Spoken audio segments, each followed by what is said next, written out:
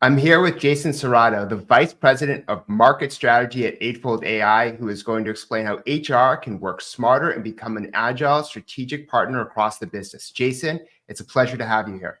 It's great to be here, Dan. Looking forward to the discussion. Can you explain your role at Eightfold?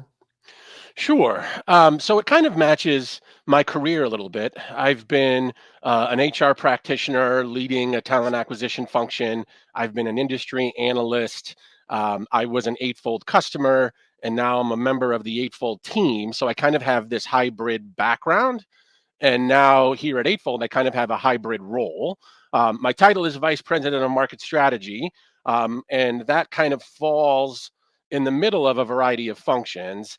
A little bit of marketing, a little bit of product strategy, a little bit of sales support, a little bit of customer success. So somewhere in the center of all of those things is kind of where I sit, and it's an exciting time to be in this space. I feel like more and more roles are also cutting through silos, so it's probably Exactly. better to have someone in your role to be able to speak to all these different teams to ensure that everyone has the right information at the right time and can execute. I mean, it's part of why I'm so passionate about what I do because I've also lived a little bit of this experience of this world that we're moving into, breaking down silos and gravitating more towards work than title and role. So yeah, it's a firsthand experience for me. And some of this is necessary, right? Like the use of data to make good talent decisions. It's not like it wasn't important 3, 4, or 5 years ago. It's just becoming more important, and more of that data you can gather and extrapolate and do something with now. But speaking about recruiting specifically, how does a data-driven approach help recruiters be more intentional when sourcing and hiring candidates? So I think data has always been important. I think the nature of it is changing, the speed of it is changing, and the tools you have to gather, interpret, and understand has advanced. From a talent acquisition and a recruiting perspective, I've been in this space for over 20 years. And I think what's happening now is the world that you know is expanding because of the availability of data, because of the measurement of the process through the entire talent lifecycle, and with the incorporation of AI to kind of read and react and understand dynamically to this. I kind of use the comparison to the Internet of Things, right? The Internet of Things, every thing had its own IP address, and if you were building products and in manufacturing, you could look at the entire life cycle of a product and make decisions on strategy and make decisions on development and make decisions on retirement. The same thing happened with healthcare. When healthcare went online, people could look at healthcare data in a more cohesive way and start to be more proactive and predictive, and diagnoses got better. Now, from a talent perspective, we're doing the same thing. You're moving beyond just your own data to now looking outside of the organization at the same time, to also looking in more predictive ways for what's coming next. So you're not just looking at historic data of how jobs have been done, you're looking at more proactive and predictive data of how jobs will be done tomorrow. And then you're using external and internal information in a much faster way to make more informed decisions. So I don't think data is any less important than it's always been. The ability to use it, understand it, and expand that data set is where we're moving towards. Absolutely. Yeah. In the past, it just sit there, and now you can actually use it to make decisions across the employee life cycle, from recruiting all the way up to kind of upskilling Yeah, and from a leadership and development perspective as well. yeah. And in fact, if you're not using it competitively, it's going to be very difficult for you because more and more companies are. Correct. And I think it's also finding new solutions to some of the same problems, right? So if you have a better understanding of the data and you look at things like skills, like the work we do here at Eightfold, you're now able to understand the information in front of you to potentially come up with different outcomes and different solutions. So it's not just like, let's go back to the recruiting example and talent acquisition. It's not just looking for people with a similar job title at a similar company. Right now, you're looking at skills and how skills relate to the work that needs to be done. And that starts to expand the audience for consideration, which allows you to potentially move faster, fills role quicker, or expand the opportunity to consider additional people. Right. So all of this is just expediting the nature of this work, expanding options for solutions, and allowing people to make more informed decisions. And you get a better sense of the talent and skills you already have within the organization, not just externally what's available. And so your pool drastically expands. Right. And you can make better use of the talent you already have because you now know it better, faster, quicker. But the other part about it is it allows you, to your point around competing with other organizations, it allows you to compete differently. Because one of the things that's happening, especially with transformation and with digitalization, a lot of organizations are going after the same talent, right? And if that talent pool is getting smaller and smaller or more competitive and more expensive, this gives you other options to address those needs if now you have more information to expand the potential avenues for a variety of scenarios. And in today's world, and there's over 8 million unfilled jobs still, and it was as high as, I believe, almost 12 million unfilled just in America alone. And so even with a low unemployment rate, it's very hard for these organizations to find the talent, even though now the data exists to help them and guide them to that talent, Yeah, and thinking I about think skills. Yeah, and I think you're onto something here. It's not a silver bullet. It's a systemic problem, a systemic challenge that requires a systemic solution. But one of the reasons why we've always kind of been in this type of a scenario is if you don't know your talent that's already in your organization very well, and you don't understand what they could do beyond the job they're doing for you today or they've done for you historically, then every time a need arises, the immediate answer is let's go hire someone new. Let's go outside the organization. Let's start with a requisition. So the first part is some of that demand may not actually be needed if you actually could utilize your available people in different ways and align them to work more with more agility and more quickly. But the other part about it is if you do realize you have to go outside, now you can expand the audience and find people faster. Yeah, and hiring externally can take 6, maybe 8 months of time. It takes a very long time. Companies are very slow to hire, especially in today's world where it's about efficiency and no one wants to make a hiring mistake, of course, right? And so, but hiring internally, if you already have the skills, it's much more efficient, faster, and is good for morale and retention. And we're also changing some of the framework by which those decisions are made. So it's not entirely the job or the job title or the org that this person resides in and who they report to. Now it's who do we have that aligns to this work? And that work could take the shape of many things. It could be a job, it could be a project, it could be a gig, it could be volunteering, it could be a variety of things. It could be standing in for someone who's on a sabbatical, but this gives you a variety of options for a variety of scenarios and to do that, in real time. And how can HR use data to make the shift from a job centric to a talent centric planning model? It's a great question, and I love the word shift because part of it is a shift, but I also think what I would like to see is a balance, right? Historically, a lot of the tools we've been using have been built around jobs. Think of like an applicant tracking system or an HR suite. A lot of it starts with the job as kind of the cornerstone, and you collect the data for that job. What's the cost center? What's the department? Who does it report to? What's the interview team? And you work from there to fill that job, right?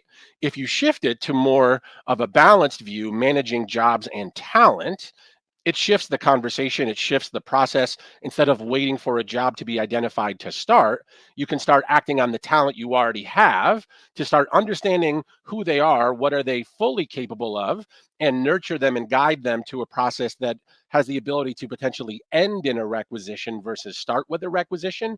It's this process of becoming a talent advisor, right? But also, you know, jobs are a reflection of skills. Talent are where skills reside, right? So if you have the capability through the use of AI and some of this advanced technology to examine your talent and to monitor your talent in real time as they're developing and as they're evolving, you can understand what's happening in your organization today for how that job is being done versus historically how you've understood it for how a job description may have been written months, if not years ago. Right. So you're understanding what is the work that Dan is actually doing in real time that is different from how we've historically understood this to be, and is different maybe from how Dan's manager did this job when the manager was in the role. And the lifespan of a skill is now like 4 years. And there's so like no one has 15 years of experience doing AI, let's say, Right. right, as a Correct. skill. Yeah. And so you can't really judge them by that many years of experience. Yeah. So I mean, you need other kind of credentials or a way to kind of view their ability to accomplish that work. And that's why I think we're seeing a rise in more assessment-based training and hiring. Yeah, assessment and skill identification and skill validation. But part of this is also understanding the relationship of skills. So it's not just keyword matching or semantic understanding to understand a paragraph on someone's resume or a paragraph on some training course that they just took to understand what they've developed. It's understanding how this skill maps to something else that's been done to this relationship with this set of data to someone who's, maybe a little further ahead on this career path. Like the way I describe it is, there's a lot of people who use tools like Waze, even when they know where they're going, because right, because a tool like that is using advanced technology to collect data in real time and inform you of things that may be ahead of you on your path to say turn left or turn right, or there's a traffic jam, or there's construction, or there's a police vehicle, or things like that. And now with the use of AI and talent intelligence, if you shift this job centered approach to one that's more balanced, that includes more of a talent centered design, you're able to learn from people in real time to start to advise people to say, people that are similar to you, but maybe a little further ahead on your path, here's what they're doing, here's what they're taking, here's what they're developing, here's where they're going. And you start to do this kind of skill-based career mapping versus responding to a job ladder or a career hierarchy that was drawn on paper. It's a great point, and a good example, because I remember 15 years ago, even with GPS back then, like you wouldn't know about traffic or Yeah, accidents or yeah, have all that information built in. But yeah, now a lot more of that data is being integrated in real time, like you were saying, and that can save you time. It pops up, hey, if you take a right, you save 5 minutes. And who yeah, in today's world, in a world of efficiency where everyone's so busy, who wouldn't want to save those 5 minutes? So yeah. that's a good point. Yep. And again, as that technology evolved, it got to a point where, a few years ago, it added the capability maybe to tell you the best time to leave or where to get gas or where to get a snack on the way. But now we're at a point where it's collecting data in real time and feeding that to you as you're already moving. So this becomes a more continuous, dynamic process, which is exactly what's happening to the HR function. Right? We've existed in a function that was very annual or cyclical, Yeah, and now we're moving to the capability to gather and understand information in real time to be able to make decisions much quicker, but now turn annual processes into something that's continuous. agree. And we've been saying that also for years when it comes to feedback. Instead of annual performance review, we need Yeah. feedback along the way so people know what they're in for and can improve. What are some ways that companies have been able to break down silos to create a full 360 view of their talent? Sure. I think part of that is shifting the mindset around this very structured, static, command and control type of approach. And there are certain things where, we just came through the pandemic and there were some forcing functions that were a result of that, where people had to shift overnight to redesign how they delivered to customers and how they handled their supply chain and how they solved new problems they never had before. In that world, 2020, 2021, 2022, a lot of organizations did this because they were forced into it, right? I was talking with a talent leader for a big box retailer, right? And when the pandemic occurred, guess what happened? People weren't going into stores, right? They couldn't sell their product the same way. They had to shift to an entirely e-commerce based way of selling and digital marketing, and had new challenges they never had before. And they had to go around the organization and kind of say, raise your hand if you're interested in learning how to do this, or if you have this capability and we can use you on these project teams to address this challenge of the day. Flash forward now, we're in 2024, and we don't have that same forcing function, but a lot of organizations are starting to act and respond that way, just for the agility of what that allows you to do, to read and react and compete.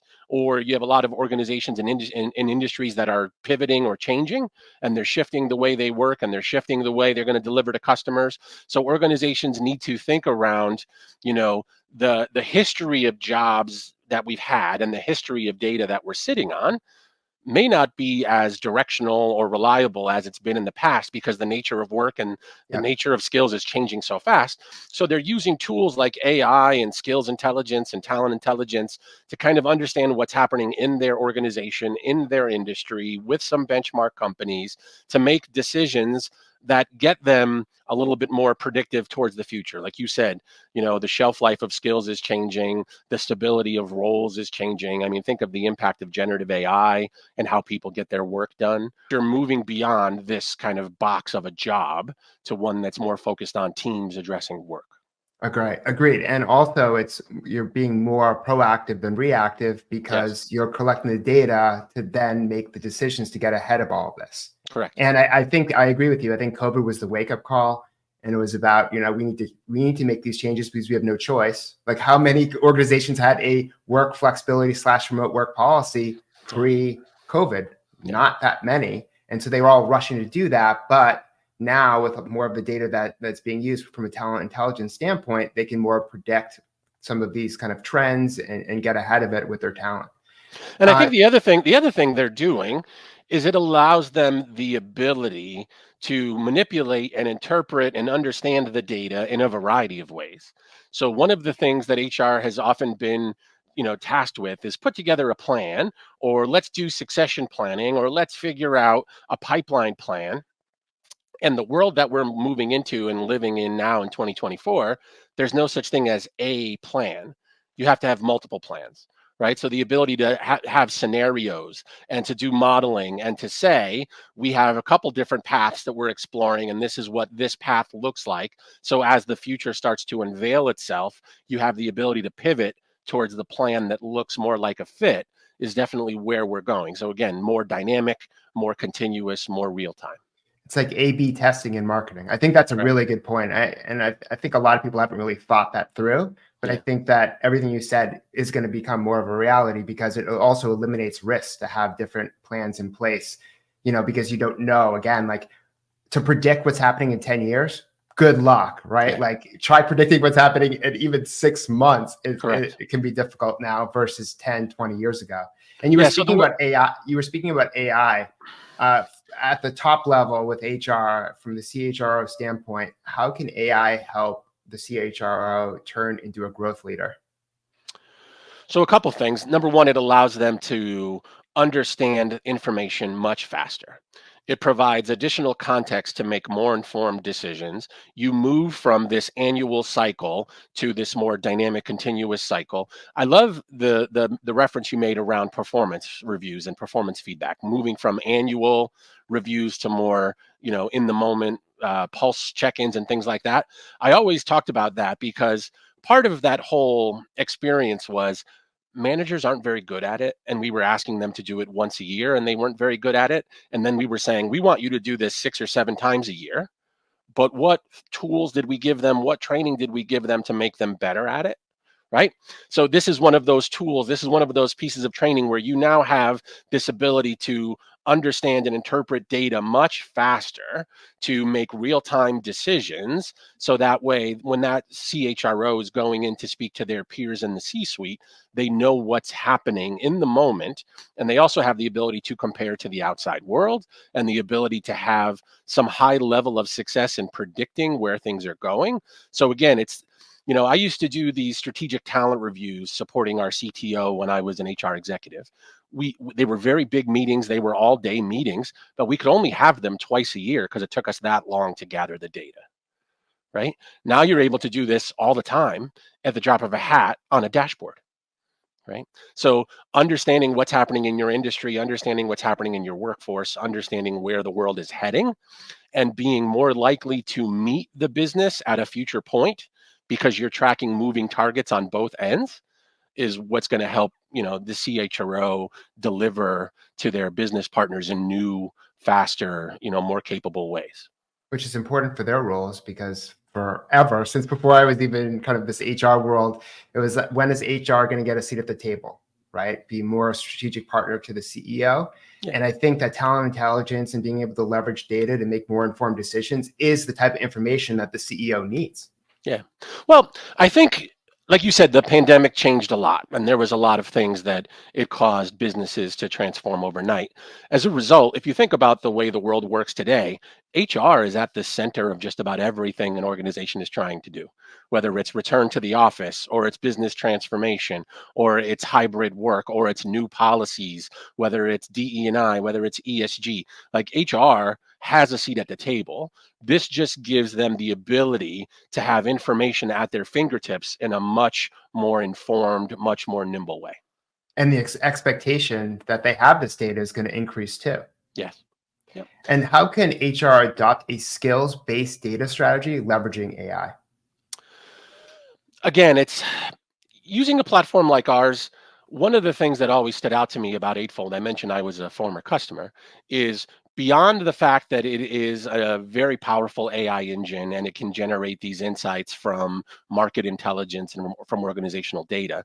It also is a platform that you're operating on, right? So we have various modules for recruiting, for talent management, for internal marketplaces, for succession planning, for a variety of things.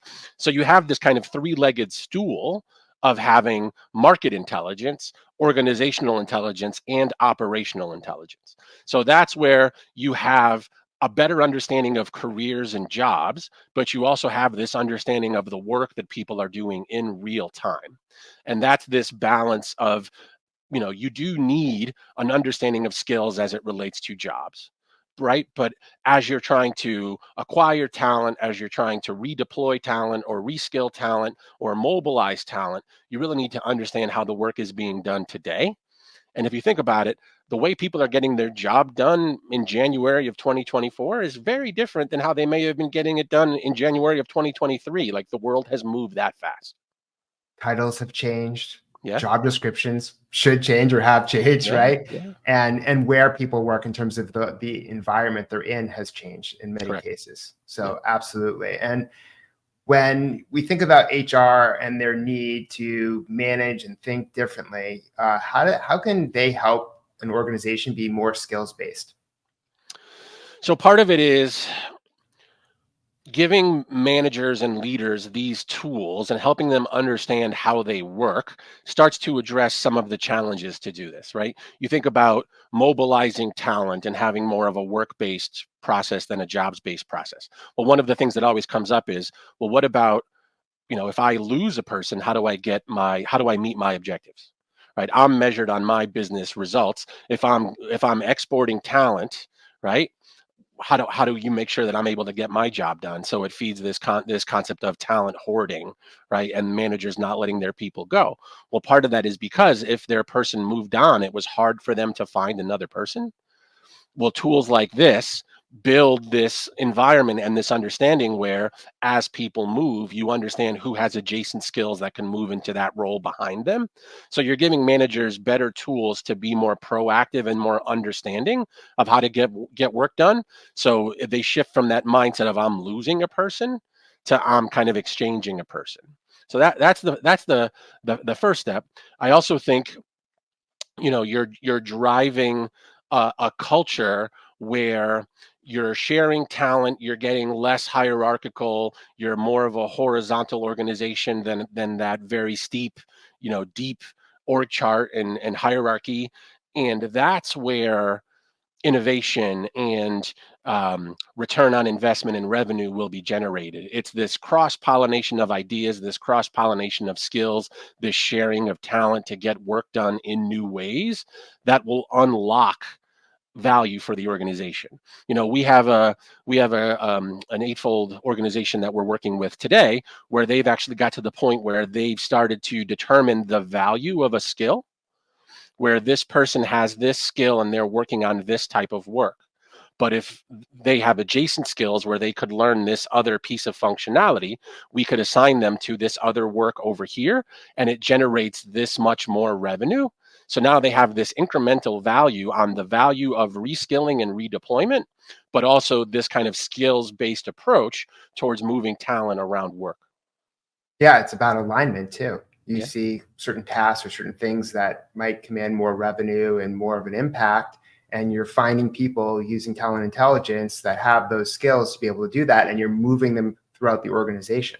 Yep. And I like what you said. And I think one of the big impediments to people's careers from a talent mobility standpoint is the manager doesn't want to support them as they move from maybe one department to the next. Yeah. But if the manager, because they fear, that work needs to get done and it takes a long time to hire, as we said earlier. But if they already know they have like a talent pool that they could source from and do it quickly, maybe they'd be more supportive of talent mobility. So, I mean, there's a couple ways that, going back to your original question, there's a couple way that HR is helping organizations do this. Part of this is changing some of the ways they measure HR success. So we work with some organizations where, they've always tracked, HR metrics. But now they're building in business metrics to say, how are we supporting top line growth? How are we supporting revenue per employee? How are we supporting new business? And they're shifting that mindset towards, let's just manage HR for HR's sake, towards let's provide HR functionality that benefits the business. The other thing is changing how you evaluate and how you support leaders. So we have talent leaders that are shifting the measurement of movement and promotion and mobility, and they're trying to champion people that share and export talent around the organization and having that be some way that they're evaluating and measuring leaders. I also was talking with a head of talent management at a company, and I wish I knew her name to give her credit, because she said something that was very profound and it stuck with me. You've always thought about developing talent and leadership development programs and succession planning, where the goal of that was identifying, high potentials. And we've always used like kind of the acronym HIPO. And she was saying in her organization, she's using this type of skills-based approach to turn everybody into high grow, right? So hypo is kind of very exclusive, selective, off in the corner, tap on the shoulder. High grow is the ability to scale this and offer opportunity for everyone based off of what they're able to learn, what skills they're adjacent to potentially move into, more easily, and trying to do that same type of development, but at scale. And one of, if not the hottest skills, is AI. Of Yeah. course, that's a huge part of your business and kind of the offering that you have. What are some strategies companies have used to increase the adoption of AI? I've seen a lot of stats. We've done studies, of course, on AI two last year. That it's like maybe like 2/3 have adopted AI, but then you've seen some where it's even lower numbers. So how do you think AI can be more adopted in HR department, and what are their fears around it that's preventing them from adopting and using it? So I mentioned in a former life, I was also an industry analyst. So I was an analyst during the time of kind of the AI explosion in HR. And I've always seen HR started with AI in talent acquisition because it was high volume and it was kind of at a distance and still somewhat safe to the organization. And over the last few years, it's gotten further and further into the organization, closer and closer to the employee experience and the work that's done inside the four walls of an organization, right? So the first part is, people have begun to get more comfortable and adopt it gradually, at a distance, high volume, high transaction work, to now informing decisions and generating context and better understanding. I think the other part about it is, you have to provide experiences that are relevant to people. So using AI to do personalized recommendations, personalized career planning, better understanding of where they fit in an organization and how they map to future career paths. When people understand that, and you have a solution like Eightfold, which offers explainable AI and is providing the data insights for why this recommendation is being made, people actually can see the benefit, or at least the understanding that it's providing to them, and it opens up opportunity. It creates better visibility, right? It democratizes things in an organization. But then the other piece is, it's allowing people to expand what they do well already. So, I've always said, if you have someone who's really good at their job and can really provide value, I'll take that person over 4 or 5 people that, aren't fully equipped to do something, right? You give me one person who operates like a one-person army, right? And I'll go to battle with them versus a team of 10, a team of 12. But I think with AI, what AI does is it allows everyone to start to better themselves and become that one person army. I can now do work that is more output higher value, better understanding, better decision making. So you're amplifying the person by just making their job easier, making their job more informed, and allowing their output to expand. One of the things when I first got into this HR world was the best kind of solutions, or the things that end up panning out, are when employers and employees both win, that Yeah. win-win situation. Yeah. And I think that that's really what you're describing here, is that from the employee side, they'll have a better realization of the skills, the careers that they want to build, the direction they need to go in, and the value that they can provide or could provide if they upskill, right? And then the employer side is, now you have a very good, framework and view on your organization internally and externally, so you can make better informed decisions about where talent can succeed and where the demand is. And we see that through the talent cycle. So, like I said, our platform is one where it has all of these modules of engagement that go through the different stakeholders and the different experiences. So, applicants coming to an Eightfold career site get automatically matched to jobs. The jobs information orients to the talent profile. So I don't have to go in and figure out how I map to an organization. The organization is mapped to me, and it shows me what I'm a strong match for, what I'm a good match for, and even what I'm not a match for. And it explains why I'm being seen as not a match. But as a result of that, what we see people adopting Eightfold have larger applicant conversion rates of career site visitors to completing the application, because the explainable AI is showing why you're a match, right? So it gives people confidence to actually apply. The slates are better and stronger because now the talent is aligned to the right jobs. When they become employees, you get this career navigation and career planning capability, which allows people to see where they could go in an organization. So it helps with retention, it helps with understanding, it helps with development. And then on the other side of that, as talent leaders, you have visibility to what's happening in your organization to use that information to your advantage as you're doing this scenario planning, this succession planning, this upskilling or redeployment, all through this skills-based, talent-centered lens. And it all helps you become a smart organization. Yeah, and it's done in a more continuous way, dynamic and responsive learning in real time. Absolutely. Well, thank you so much for sharing your insights, Jason. It's been a wonderful conversation. I appreciate it. Thanks, Dan.